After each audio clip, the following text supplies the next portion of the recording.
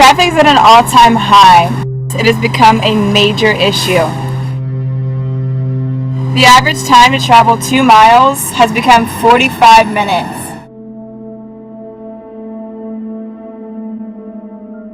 With all of this stop and go, wrecks have increased by 70% since 2016.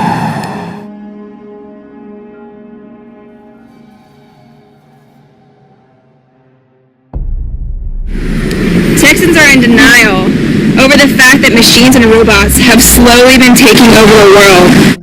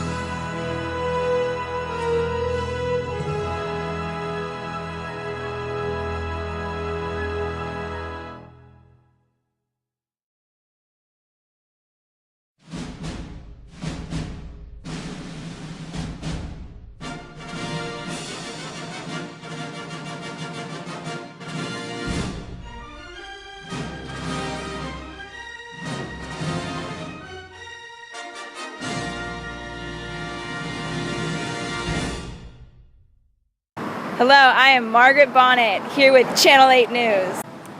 Traffic is at an all-time high. With the economic boom that Texas has seen over the past 20 years, it has become a major issue. The average time to travel 2 miles has become 45 minutes. With all of this stop and go, wrecks have increased by 70% since 2016. Texans are in denial over the fact that machines and robots have slowly been taking over the world. So nothing has been done to stop or to help traffic flow. As we speak, Senator Venegas of Texas A&M is developing a proposal to share with Congress regarding traffic congestion.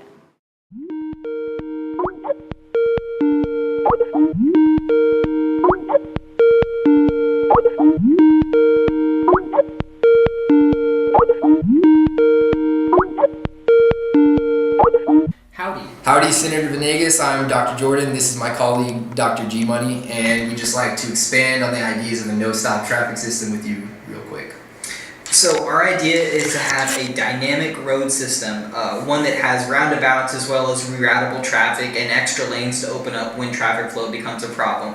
That way we can actually have traffic control systems that can better direct the flow of traffic just to reduce it overall in the system. So initially we're removing human error from the entire system, and it's going to go way smoother. And with electric cars, there doesn't have to be any stops on the road. You can charge your car with a solar panel road. Yeah, I was going to talk a little bit more about that. The roads can actually have solar panel tiles as what they're made out of, and people have been developing these for a little while, and we've actually seen some examples of them. But the premise is that we would use the road space as well as sidewalks to help generate power to power the cars driving over them via induction, as well as just to generate, like if they're not being used, you can set them up to produce power for the city. So you can have an auxiliary source of power. Essentially, that removes the need to stop for refueling as well, so that speeds up the traffic system in that way. So it's a little unfortunate for gas stations, but I mean, who likes gas stations? There are going to be some pretty big hits to several industries, but we also have proposals to cover these revenue gaps, and we'll get to those in a little bit. But yeah, the whole premise of our system is built around a hive mind traffic control system in the sense that the entire city can be developed on a network, or even a network of cities can be put together on a network that can direct traffic to such skill that we can eliminate the vast majority of intersections or stop signs and have more courteous methods of driving that actually speed up traffic flow, like roundabouts. This can be achieved by just having cars that are self-aware of not only the path of themselves, but all of the paths around them, as well as shortest paths to their destination. Now, not necessarily it doesn't have to be the actual shortest path that the crow flies. It could be rerouted to traffic in the dynamic model that we were talking about. But and the other thing that would happen is just the reduction in the stop signs and intersections could improve all of these traffic flows, but at the same time, it makes people who want to drive not able to drive on the roads because... Oh yeah, I'll get to that.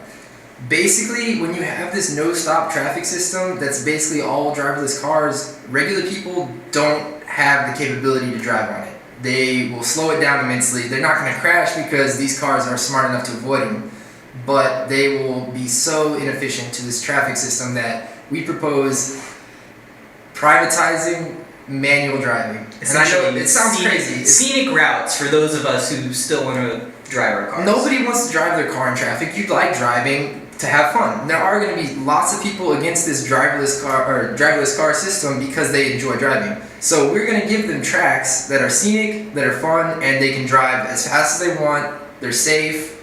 They're not going to be very dense as far as cars go. And you can tax it. You can. We're going to make a lot of money off of this. And basically, we're just trying to cover the money that we're losing from, say, traffic tickets and moving violations of like anything that the cops pull you over for on the road is no longer like a source of money, you know? So with all this innovation, are robots going to take over people's jobs?